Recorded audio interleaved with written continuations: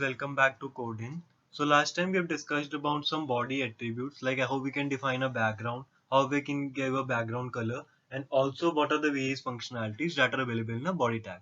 Now today in this video we are going to learn about some of the text formatting tags that are available in HTML so that we can give a good look to our text or different ways we can change our text. So guys, if you like the content what I post, do like it, share it, and also subscribe to my channel, and don't forget to watch the video till the end. Understand with the text formatting tag with the basic four tags. Number one is the bold tag, second is the italic, then we have a underline text, then we have a superscript and a subscript.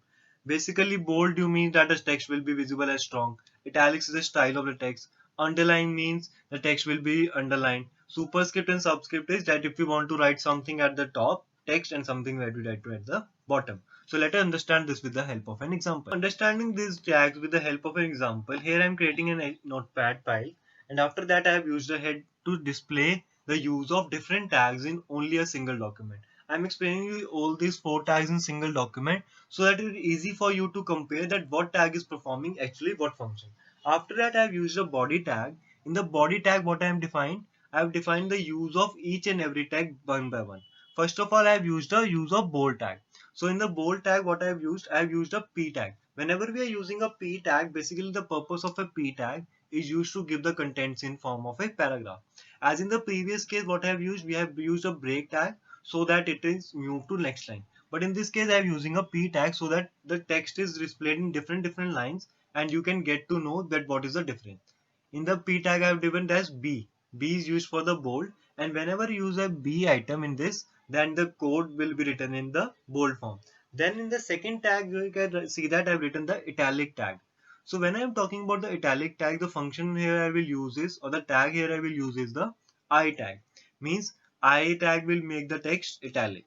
Then for the use of underline tag we have using here angular basis and then the U tag in which I am writing the specific content that I want to be underlined. So this is the purpose of the tags that bold, italic and underline. Then each and every time you see that I have used a P tag so that is written in different statements.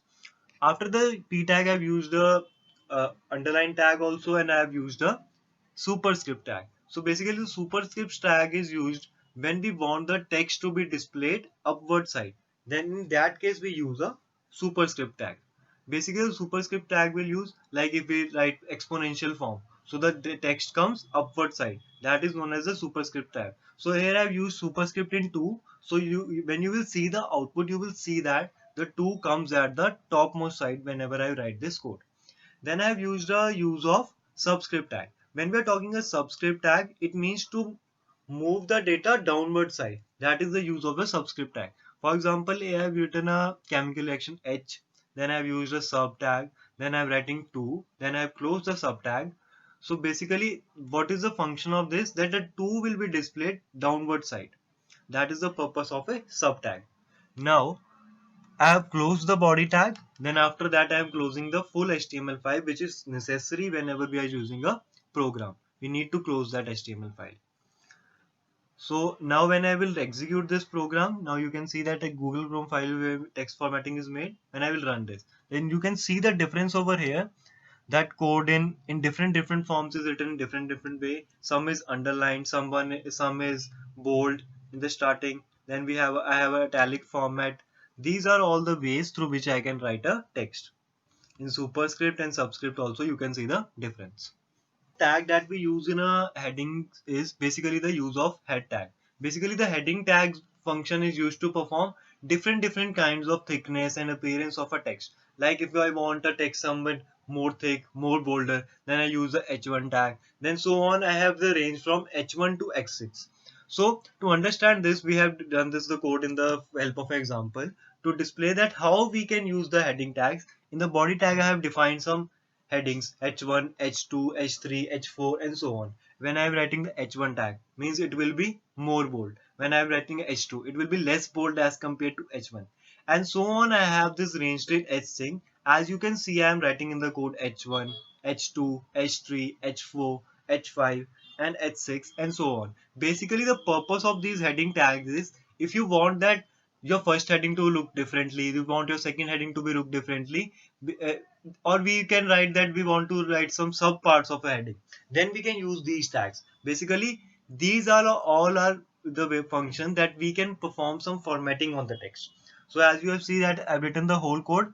Now whenever I will execute this whole code, now you can see that the displayed word, that is code in is written in different formats. The first code in is visible to me as a very bolder, then I have the code in as smaller, and so on. As I move to the last one, it is the most thickest. This is the purpose of the heading tag. We were using in the body tag to define that if we want to give the background of the image, if we want to give a background color.